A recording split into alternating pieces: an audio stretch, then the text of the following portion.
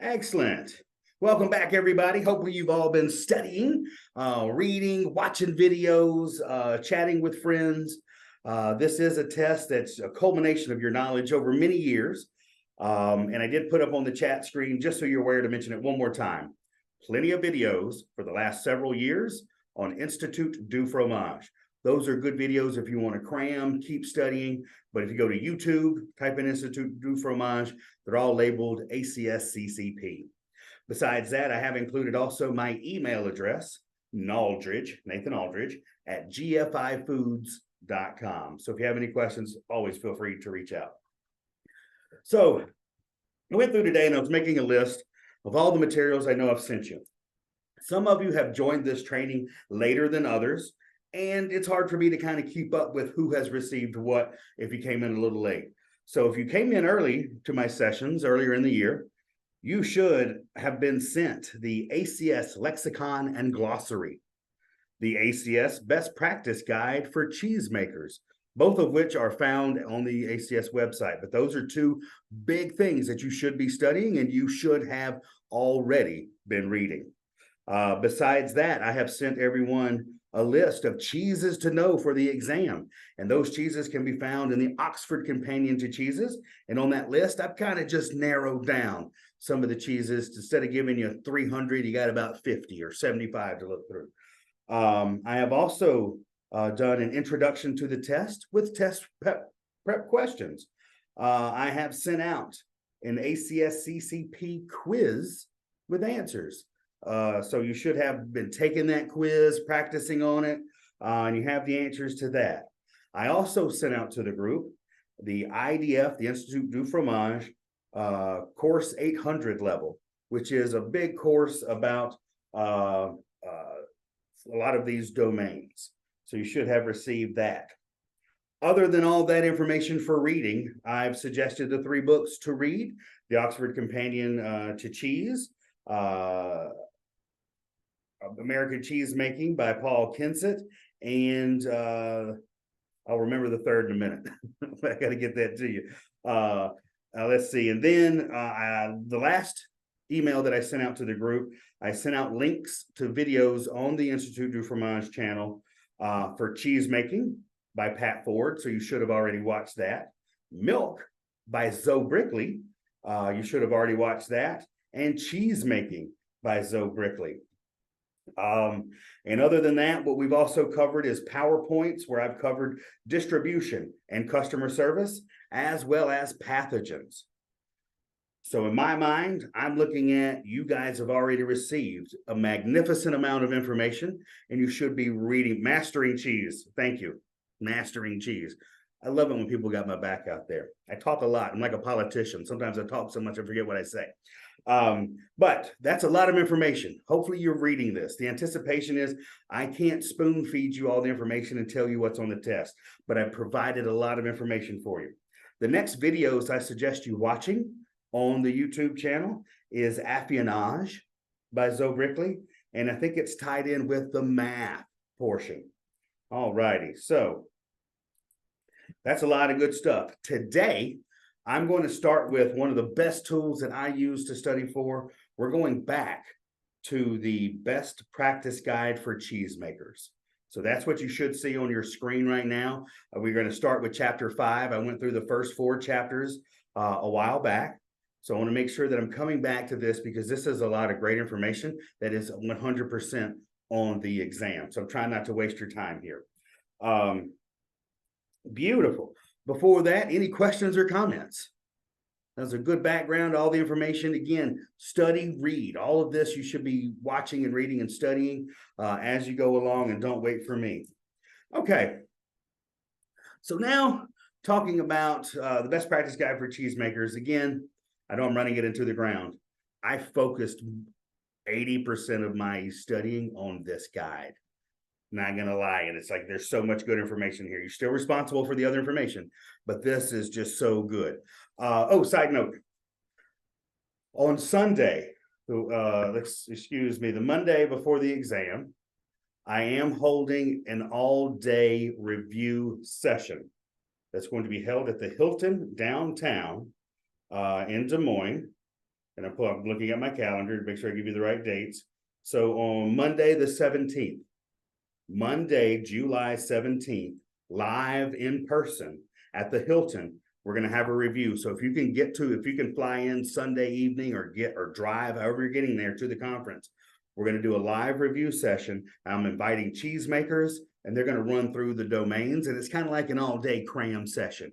I'm going to get Zoe Brickley back there with to help out with the math portion and things like that. So a good bit of hands-on. It is free to attend. Everything I do is free for everybody because I love you so much.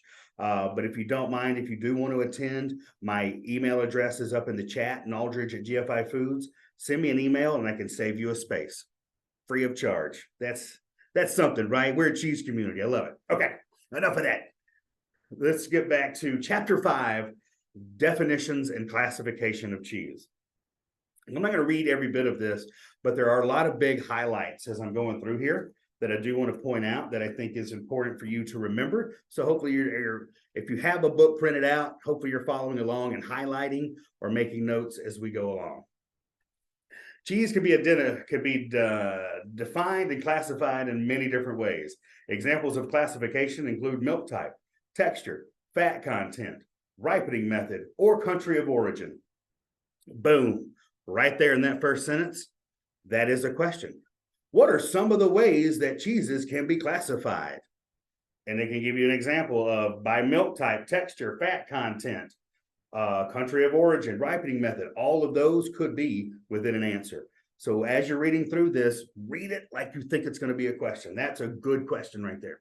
In the United States, the standards of identity for cheese can be found in the Code of Federal Regulations. That's another good thing to know. Regardless of classification system, many varieties of cheese cross over from one category to another.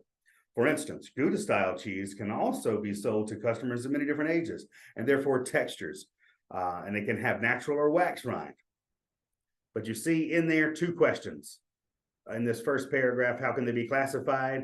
In the United States, the standards of identity for cheese can be found in the Code of Federal Regulations. All righty, regulatory definitions. The U.S. Food and Drug Administration, the FDA, maintains and enforces a number of standards of identity for 72 cheese products. That's a question. What government regulatory agency maintains and enforces a number of standards of identity for 72 cheese products? It's going to be the Food and Drug Administration, FDA. The federal standards of identity, moisture and fat content, were established to promote honesty and fair dealing in the interest of consumers, as per the Federal Food and Drug and Cosmetics Act. Setting a maximum moisture content ensures that the buyer or consumer will receive a minimum amount of solids. Similarly, setting a minimum FDB allows the buyer and consumer to determine the ratio of fat remaining in the solids. That's good to know, not necessarily testing. I don't think that so much is going to be on the test. So I'm going to just breeze through and find things that are highly important. In the federal standards of identity, cheese can be categorized by name, as well as additional categorical standards characterized by moisture and fat matter. Okay, that's good to know. I'm more into this first paragraph up here. That's what's going to be on your test. No, I'm with the FDA. That's going to be on your test. Okay. I'm going to keep moving down here. All right. The moisture content of cheese is an important characteristic that is used to help differentiate cheeses when classifying them in conjunction with the fat content. All right, that's cool. What you need to know, though, is this equation. You will have to do math on figuring out fat and dry matter. All right. But I'm going to tell you that Zoe Brickley does 1,000 times better than I do. And we've got that logged in a video. And again, she will be in person the day before. So instead of confusing you, I'm going to read through this. And I want you guys to remember the equation, okay? So fat, as expressed by a percentage of solids, is referred to as fat on a dry basis. So that's percentage of fat and dry basis, fat and dry matter, or fat in the water-free substances. Fat is expressed as a percentage of the cheese as a whole, is referred to as fat on an as-is basis or weight by weight. For example, a brie may contain 60% of fat by dry basis, but if you take the cheese as a whole, including its significant water content, it may have just 31% fat on an as-is basis. The percentage is determined mathematically after the fat and the moisture are determined. So that sounds very confusing. Don't get bogged down on that. You're going to be dealing, they're not going to be asking you all about that. They're going to give you an equation for you to work out. They're going to give you some numbers, and this is what you need to remember right here. So get those down. We are going to cover that before the exam to get that going. And again, there is a video about that. Sorry, I'm not spending as much time, but that's like a 2-hour training almost. In addition, the USDA Agricultural Marketing Services has standard specification and commercial item descriptions for various cheeses that are not mandatory unless there is an intention to sell a cheese to the U.S. government. These standards are based, you don't need to know that, that's okay. But here you will get asked this. These are simple. You should already know these, but artisan, farmstead, and specialty definitions. Absolutely on the exam. Artisan. The cheese is produced primarily by hand in small batches with particular attention paid to the tradition of the cheesemaker's art and thus using as little machination as possible in the production of the cheese. Farmstead. The cheese must be made with milk from the farmer's own herd or flock on the farm where the animals are raised. Milk used in the production of farmstead cheeses may not be obtained from any outside source. It's like top shelf farmstead rocks. Specialty. Specialty cheese is defined as a cheese of limited production with particular attention paid to natural flavor and texture profiles. So those are the big three. You will get asked about those. All right, ACS judging and competition categories. They're not going to ask you 1,000 times on this. They're not going to ask you about every single category, but it is good to know a lot of this information. And since it has to do with the ACS, they're going to ask questions about it, right? So anytime you're reading through this, anytime if we're not covering it and you see that ACS has a definition to it, know that and treat that like law. All right, the ACS Judging and Competition is the largest competition of its kind, is a premier competition for cheeses produced in the Americas. The Judging and Competition classifies cheeses and cultured dairy products in 20 different categories. These categories are then subcategorized based on milk type, age, style, fat, and salt content, added ingredients and or moisture content. Okay. And then it provides a link to the most up-to-date. So it's always good to take a look through the categories as well. So milk source and milk type. Milk source plays an important role in the cheese production. Cheesemakers have the opportunity to produce cheese from the milk of many types of hooved animals. This allows a cheesemaker to use blends of milk from multiple species. Each blend of milk provides its own unique characteristic to the cheese. Blended milk do not currently have a standard of identity. All right. Raw or pasteurized, so milk treatment.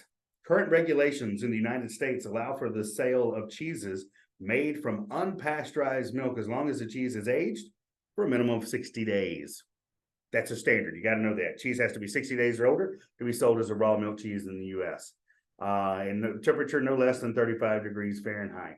Cheese is made using milk that has been subjected to heat treatment below that of pasteurization cannot be labeled as pasteurized. All right. There's another term, raw, pasteurized, and there's also something called thermalized. If you've not heard of thermalized, you need to look that up.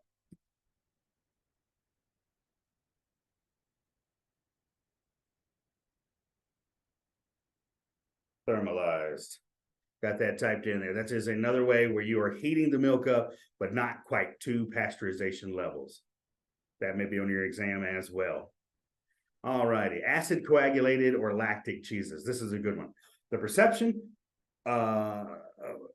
precipitation or separation of curds from milk by the addition of acid has been common for many years. Vinegar, acetic acid, citric acid, lemon juice, lactic acid, and even hydrochloric acid have been used to produce curds. That sounds like a fun question. If I were looking at all that, all the different types of, that is acid coagulation. So those are all the different types of acid that can be used. In this process, the pH of the milk drops to the acid range of pH 4.6. This alters the interaction of the colloidal calcium phosphate molecules within the casein micelles, and they begin to disassociate. Once this happens, the micelles become destabilized and begin to interact with each other, forming coagulum or gel. It's more about, like, they're going to get specific about cheese making, but it's more about something like this. They're going to ask you more about what are some of the acids you could use. All righty. Examples of acid-produced cheeses include fromage blanc and fresh chèvre. That, again, that could be a question right there. They say, what are below are some of the examples of acid-produced cheeses. Make sure it's going to have something like fromage blanc and fresh chèvre. These cheeses have a high moisture content of over 50% and a shelf life of only a few weeks. All righty. Coagulation by acid and heat. Coagulation by acid and heat occurs when milk whey blends or just whey is heated to at least 176 degrees Fahrenheit for at least 5 minutes. This denatures or unfolds the whey proteins and encourages association of whey proteins with casein micelles. And this is all good. Like, this is good information to know, but this is starting to get so very specific that you don't have to get as bogged down in here. But you do need to know, like, the caseins and whey proteins will coagulate together and form curds. The curds produced are small and fragile, resulting in a short shelf life of and greater than 50% moisture content. Here's what you need to know. Heat coagulated ricotta, paneer, and queso blanco are types of this cheese. Rennet coagulated.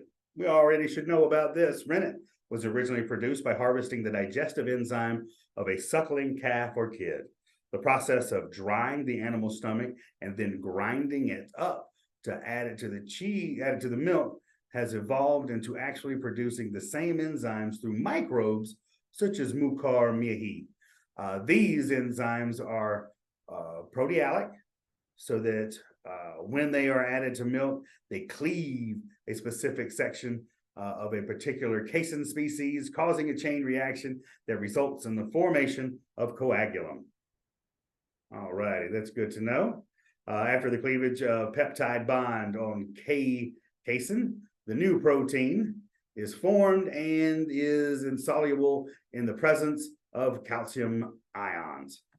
Great to know. Now we're starting to get a little too deep. You see what I mean? So hopefully me going through here, this is good to know the top level stuff.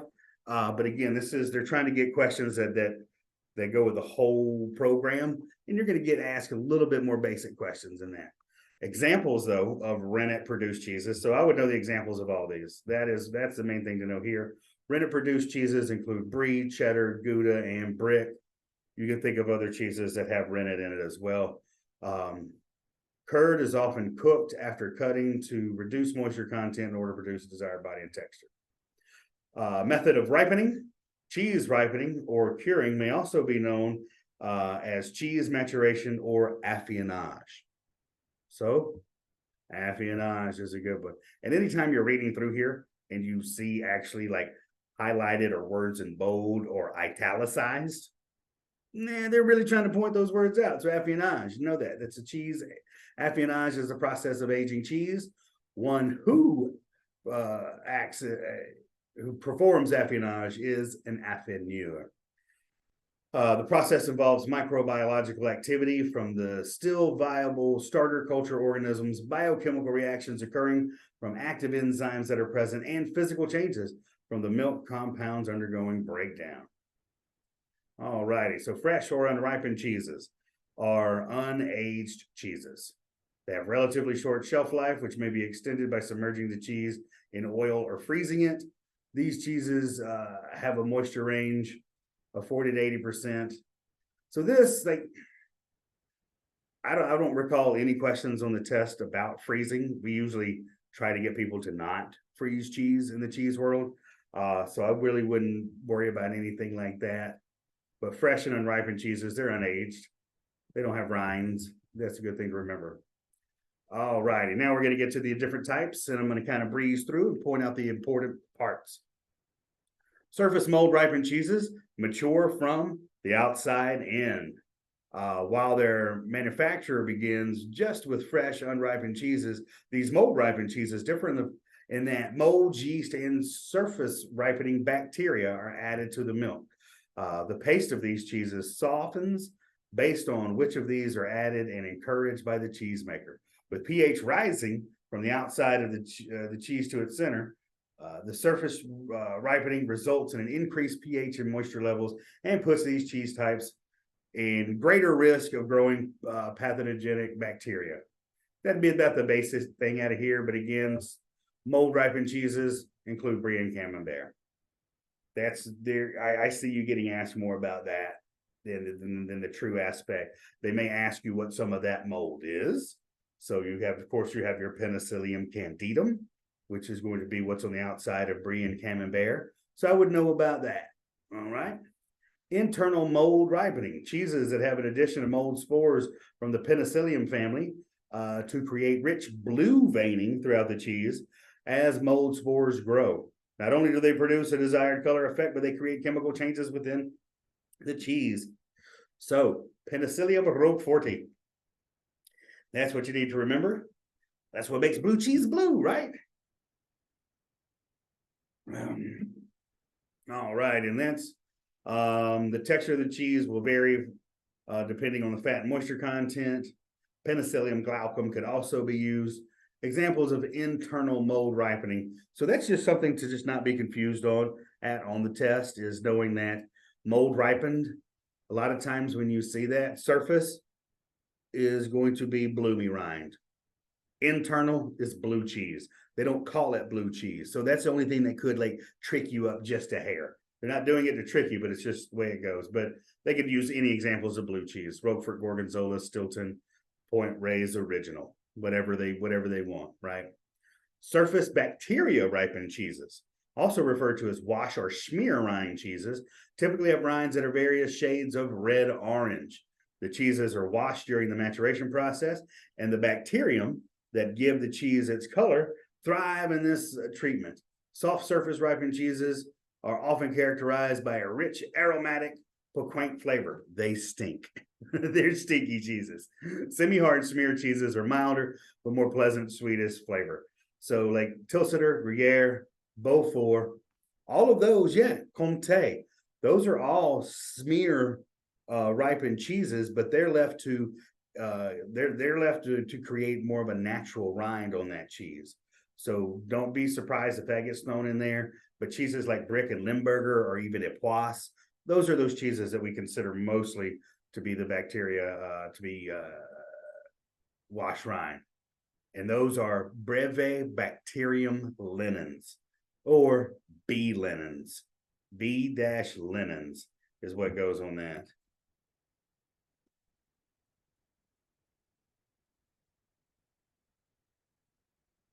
I can't spell that. Okay. Internal bacteria ripened cheeses can range from semi-soft to hard grating cheeses in texture, thus giving a wide array of fat and moisture content. All righty. The Specialist Cheesemakers Association combines several of the above characteristics and categories and then groups the cheeses by risk to create its safety wedge. At a thick end of the wedge are hard cheeses that are ripened for many months, which potentially pose the least risk of microbiological hazards. I don't recall a lot of that being on my exam when I took it. Just know the younger the cheese, the more likely, the more opportunity it has to carry pathogens. That's just a good general rule. So we could go down with that. Awesome. So let's keep going now to chapter 6. Keep a look on my time. And we'll go with my book here. Okay. Best practice manual is not a recipe book for instructor or an instruction manual on how to make different styles of cheese. Many sources exist for learning techniques of various styles, and cheesemakers will want to develop their own preferred methods and signature products. What all commercial cheesemakers have in common is the desire to achieve consistency and produce their cheese safely. This chapter is going to focus on the decision points invoked in making different styles of cheese and the implications of cheesemakers' choices. All right. Safe cheese production combines practices that exclude hazardous ingredients, prevent contamination of product during the cheese making, and eliminate hazards during cheese making and aging. Okay. So here, this is good. So cheesemakers need to establish that the series of procedures that they choose will consistently and invariably result in food that is safe for their customers. Then they need records that verify those procedures and are followed all the time. You will get asked questions about this. Establishing the chain of procedures that produces safe and consistently high quality cheeses will provide peace of mind for the cheesemaker. The evidence that the procedures are effective and are followed will be on the basis of satisfying inspectors. All righty, so let's get to this.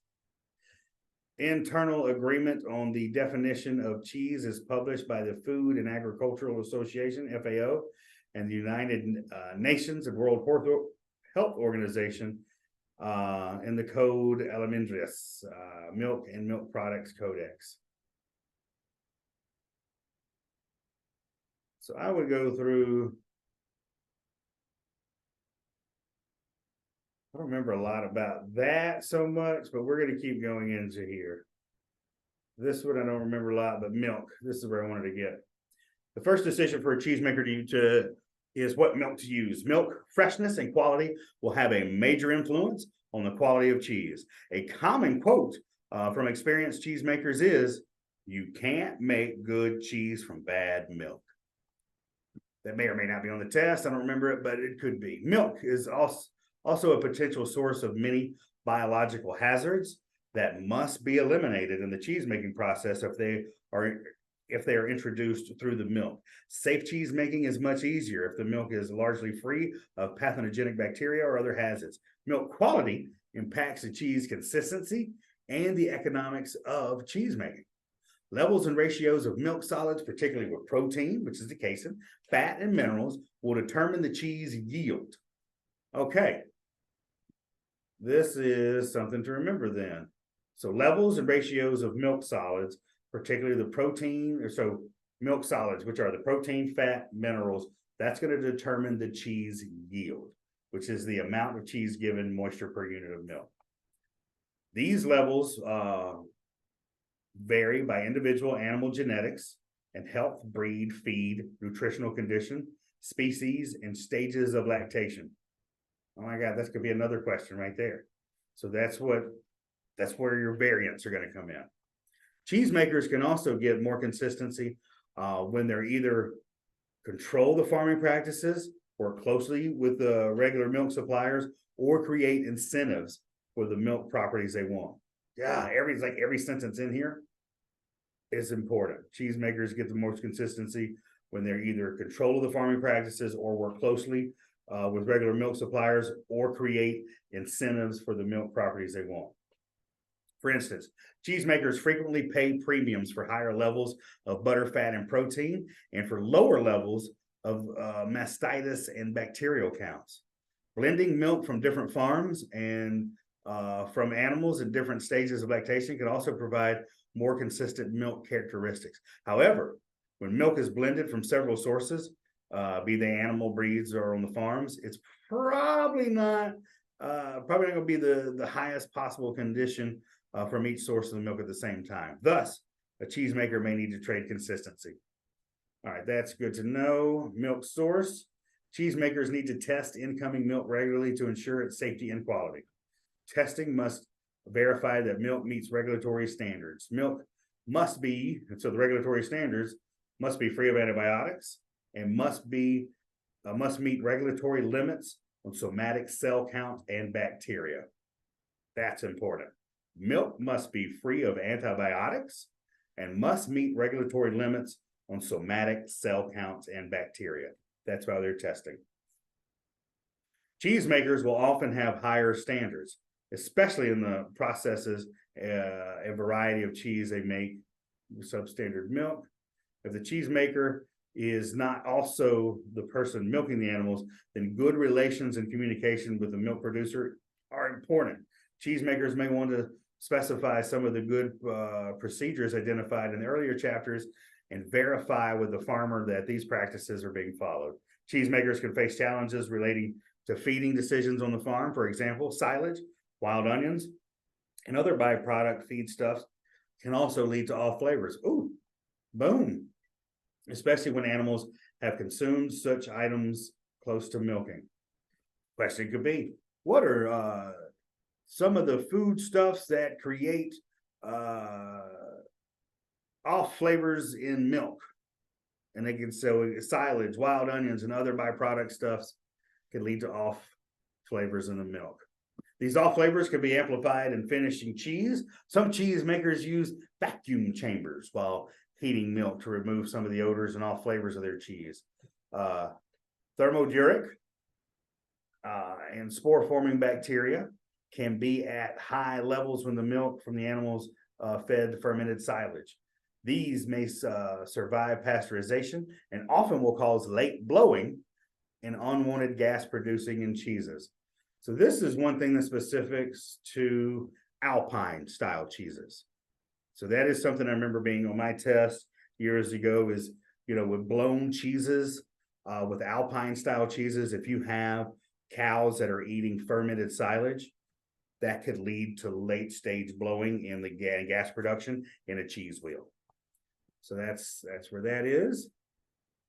Cheesemakers or their field representatives should visit farms regularly to check conditions and procedures. That could be one of the answers to a lot of different questions on here. It's always about seeing it in person. No matter what hat you wear, if you're a distributor, if you're a cheese maker, if you're a buyer at a chain or a buyer at a local shop, you know, the more you can see behind the scenes of your distributor, of your producers, the better everything is going to be. That's always going to be the best answer. The same way of how to tell if anything is bad, you know, if a cheese is good or bad, or quite honestly, it's to taste it. You know, when you get into these questions and they may come down and feel a little difficult and they're going to ask what's the best answer, because it may not be, you know, there could be a couple out there that could be an answer, but some of the questions will say, what's the best answer? And it's going to be up to you to go through and really pinpoint and pick out the easiest one and don't get too jumbled up in it because it's going to really smack you in the face, that answer. Okay. So here you're looking at hazards and controls. Read through this. I'm going to keep going into milk quality and food safety programs. Milk can support pathogens and spoilage organisms that are the most likely source of food safety problems in cheese. And you go back to chapter 4. Preventative controls to produce safe cheese must include strategies for dealing with these microbiological hazards. Cheesemakers can control these risks with legal pasteurization of reasonably high quality milk. Here we go into pasteurization now. So this is all good to know. You will 100% be asked about pasteurization, and you'll need to know the temperatures. That is 100% on your test. Pasteurization has been shown to produce at least a 5-log reduction in microbial populations for all major pathogens of concern for cheese making. That is 1 million listeria cells per unit would be reduced to less than 10. You know, that's not as much to know, but let's get to the numbers of milk. So pasteurization requirements for fluid milk are also contained in the pasteurized milk ordinance. That seems easy to remember, but that could be there. That has become a standard for some state regulatory officials. The principle for pasteurization is that each particle of milk must be heated to a specified temperature for a specified period of time.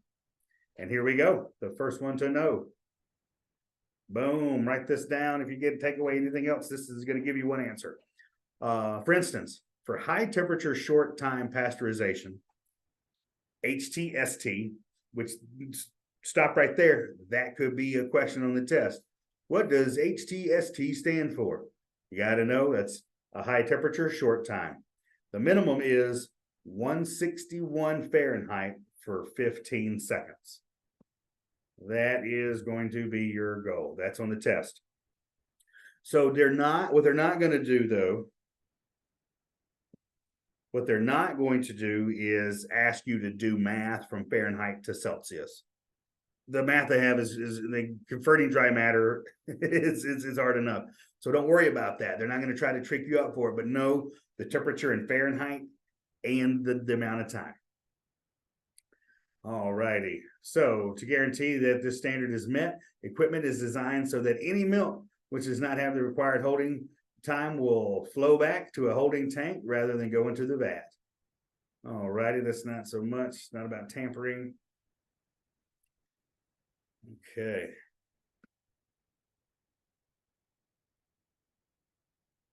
So this is all good stuff, but I'm looking at, I want to make sure I'm pointing out the high priority for you. Batch pasteurizers, recording devices indicate the time and temperature conditions are met. Temperature controls include the air above the milk. All right, that's not as big on there. A wide variety of other treatments are being used to reduce microbiological risk in milk. Some of these involve heat treatment of milk that does not meet the standards of pasteurization, but may significantly reduce population of pathogen. Bactofuges are milk separators specifically designed to remove bacteria and spores from milk. These are often installed with a line pasteurizer, developing technologies using light, sound, pressure, competing or protective bacteria, filtration, ozone, or irradiation to kill pathogens. Now, you don't need to know much about that.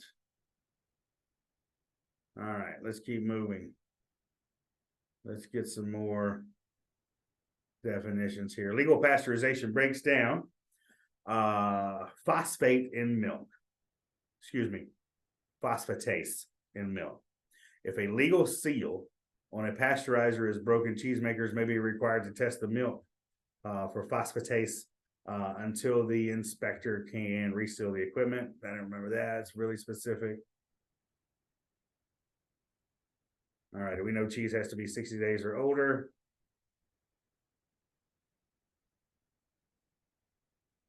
All righty.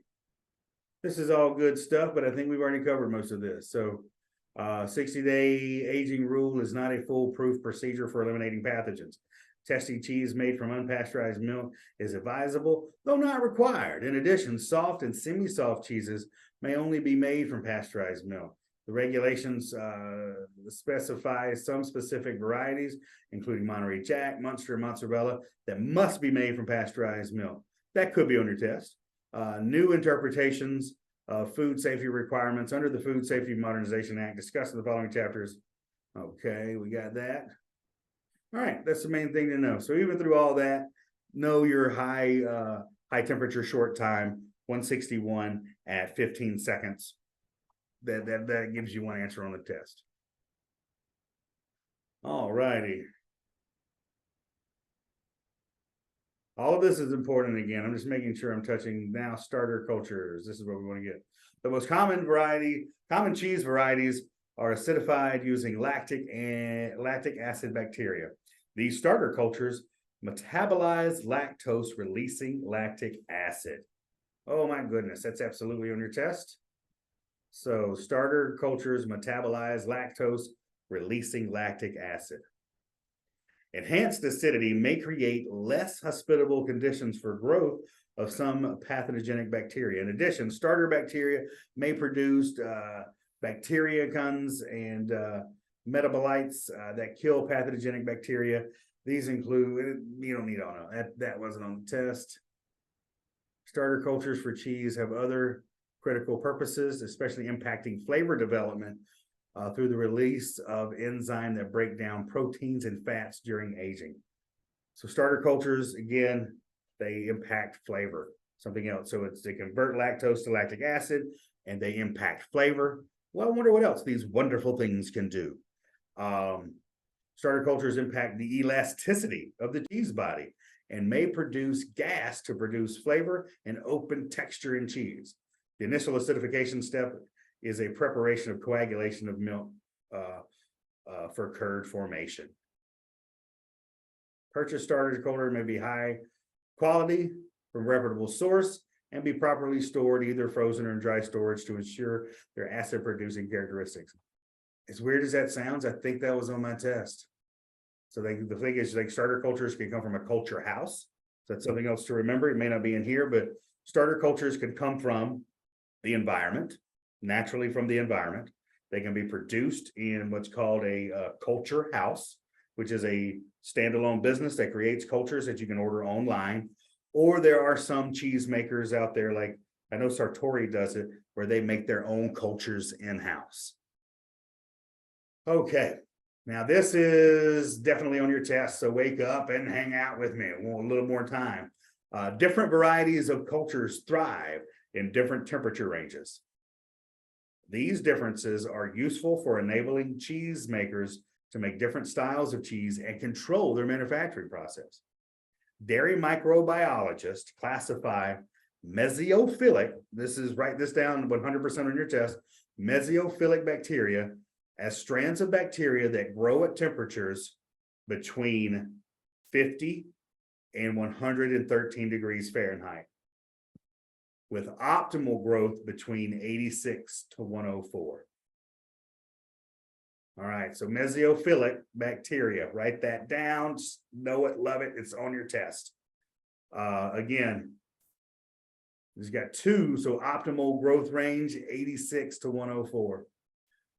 Thermophilic grow at a temperature in a range of 68 to 122, so warmer temperature. So mesophilic is cooler, thermophilic is higher, right?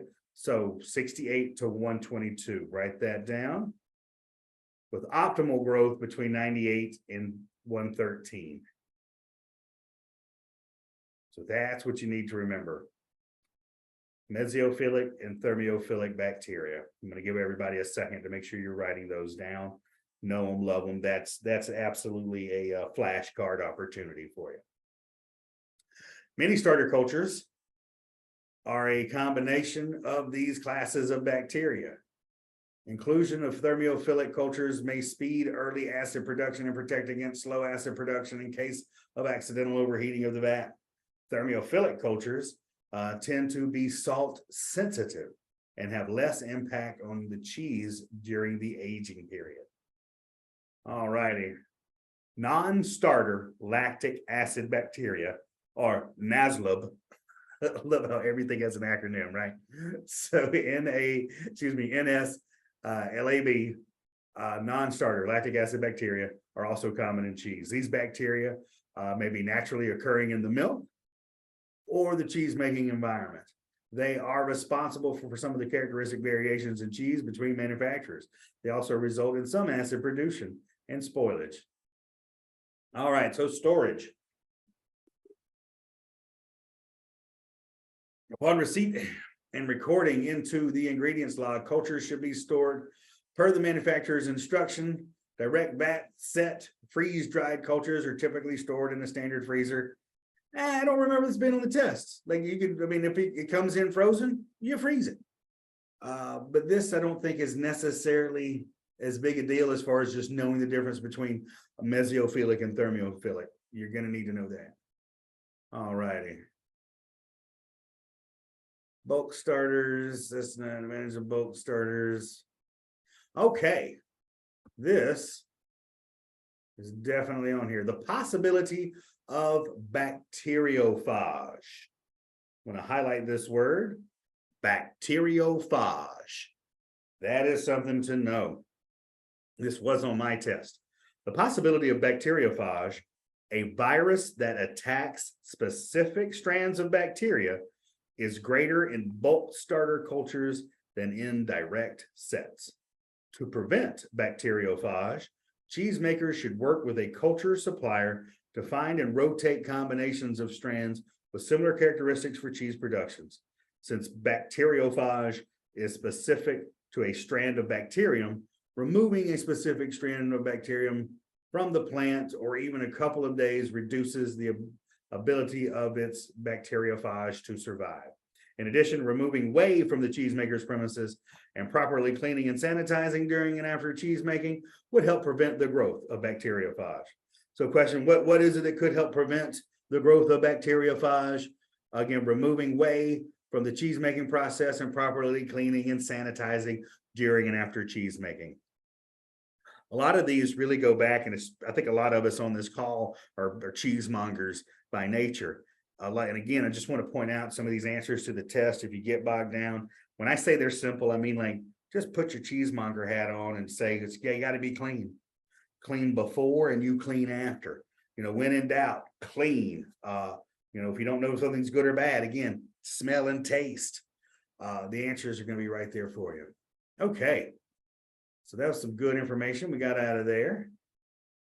Direct acidification.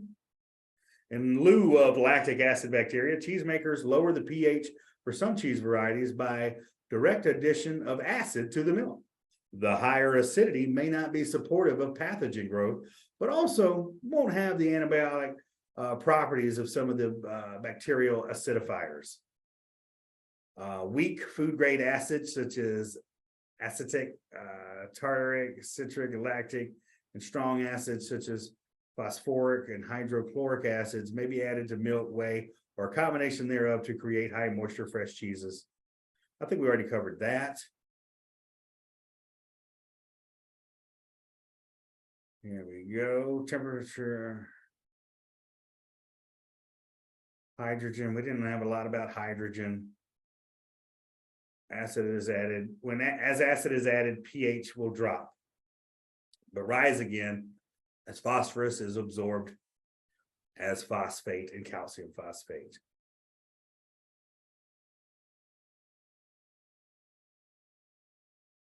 Okay, so we want a pH below 5.4 because that will deter the growth of some pathogenic bacteria. If those are present, they will have opportunities to grow in pHs that are higher. So cheese, we want 5.4 or lower.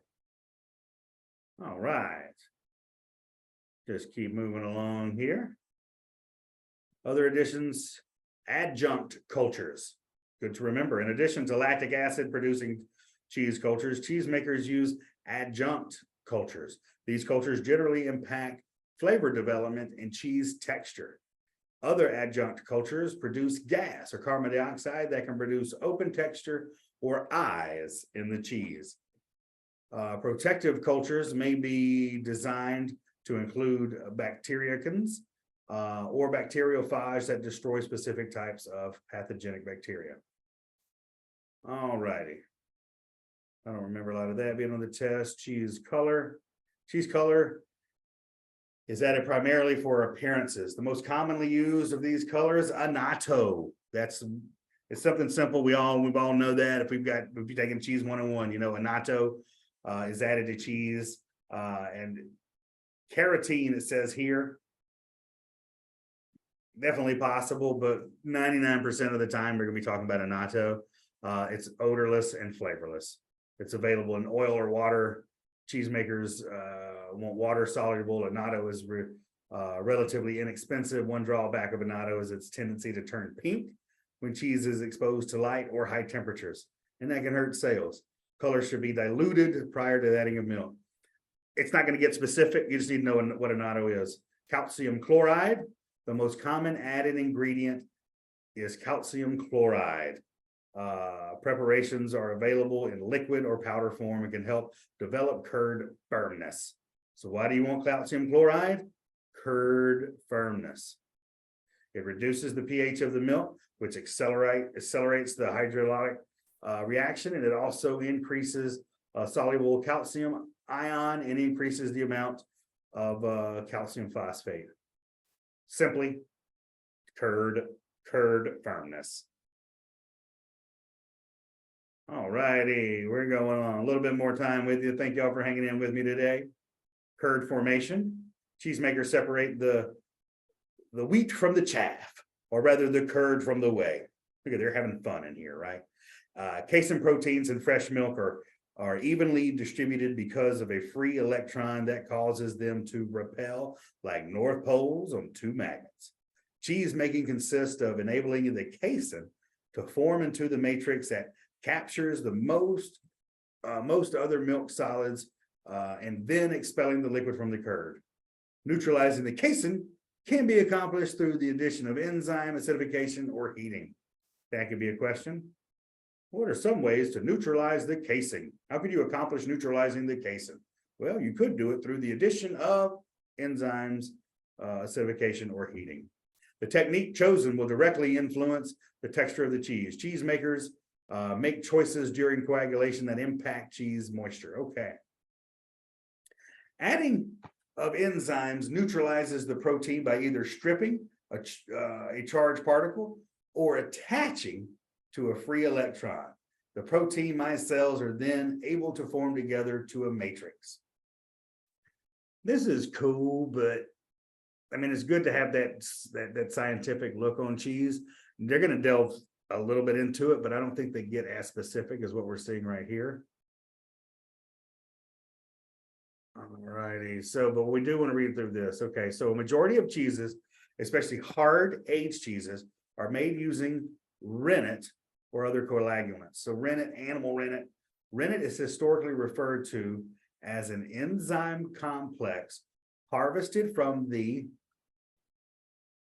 abamosa or true stomach of young ruminants such as calves, kids, lambs, or camel calves. As the animal ages, the chymosin, the milk coagulating enzyme in the stomach of the young, is slowly replaced by pepsin. Both chymosin and pepsin are proteolytic enzymes that act on the casein and create a coagulant.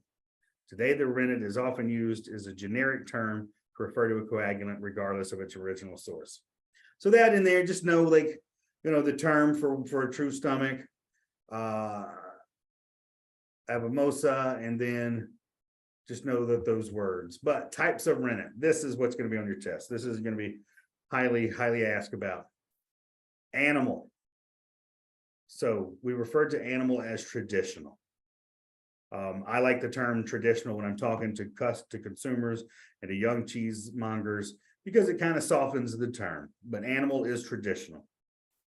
Fermentation produced or engineered genetically modified microorganisms.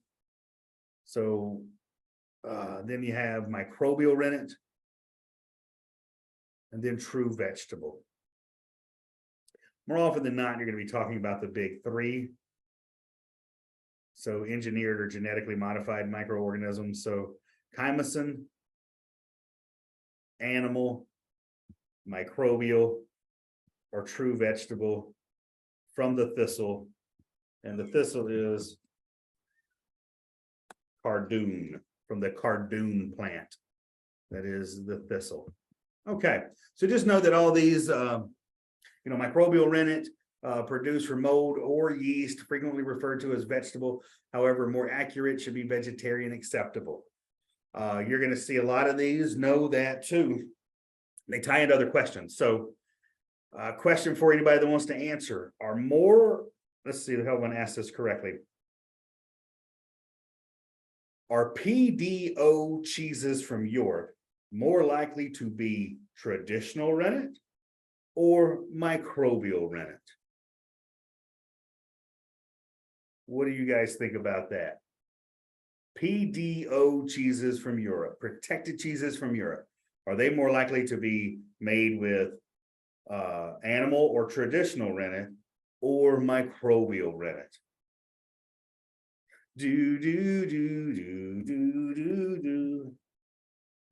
And nobody's paying attention. I think I lost everybody. Yes, beautiful, everybody. Thank you. Traditional, animal, yes. So even though we're memorizing things as definitions, I just want to continue to point out how they're peeled off, and you got to know that. And just thinking of it, 99% of protected cheeses out there use animal rennet because it's old world. They're using traditional ways. You're going to see a lot more American producers using microbial rennet. Also, it's thought that besides the milk that goes into it, and the cultures. But animal rennet in and of itself is thought to add more flavor to cheese or have a specific, more gamey flavor. And that could vary from batch to batch. But a lot of American cheesemakers, especially the bigger ones, they're going for pasteurized milk as well as microbial rennet. And that gives you a very consistent cheese product. And that's, and I mention that a lot, talking about the American cheese palate or the American palate in general. We like things that taste the same. And every single month, we want our strawberries to be good in November. It's like we become spoiled in that. We want it the same every time. But with traditional cheese making, being that if you have raw milk and animal rennet, you're going to have fluctuations a little bit in the flavor. And that's seen as a good thing with a lot of us cheese people. But all right, but that's definitely, you see how that could be used in a question. All right, ripening. We got a couple more minutes with you here and we'll wrap this up for today.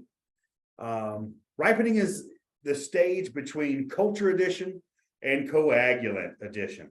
The ripening stage may vary from 30 minutes to 90 minutes, depending on the cheese. During this time, bacteria acclimate to their new environment since they have either been dried or frozen for some time. You got to wake up, get in that warm milk, right? During the ripening period, the milk acidity falls as the bacteria grow and create lactic acid. Initially, the change in pH will be very small as the bacteria acclimate to the milk.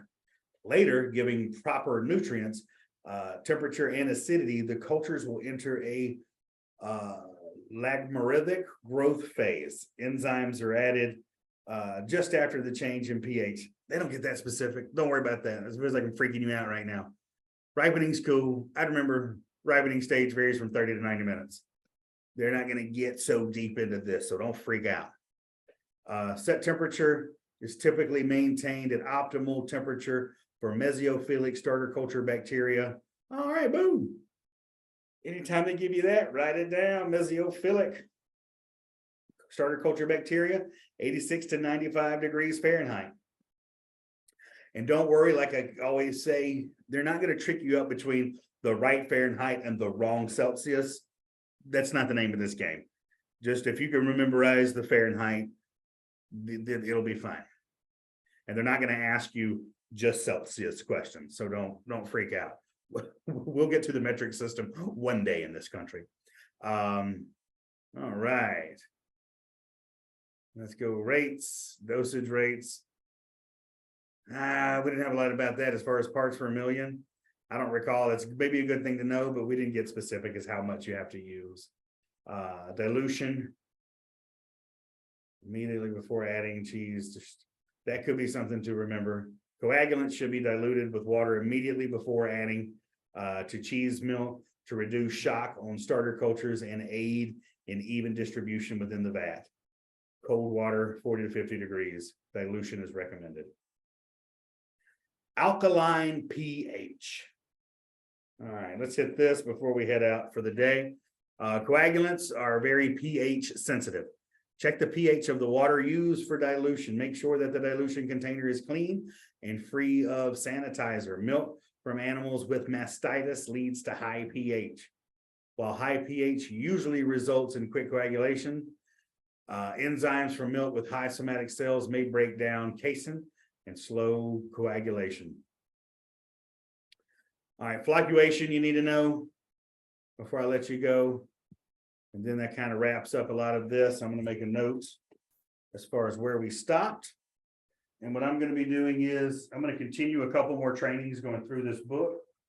And I'll work on being a little bit quicker with it. I'm just making a note that I stopped on 61. All right. So thank you all very much for attending. I will have at least 3 more review sessions before the test. Please continue to read all the information that I sent you. Watch the videos on YouTube, rewatch them. We try to keep everything to roughly an hour so it doesn't take up too much time. And again, please reach out to me via email if you have any questions or if I have not sent you everything that I mentioned. I'm happy to resend to anybody. You're more than welcome to welcome others into this group if you like. and tell other people that are taking the exam that they're more than welcome to join my day before study session as well. All righty, we're going to end now, and this lesson will also be posted to YouTube. I hope you all have a beautiful day and a great weekend. All righty, thank you guys.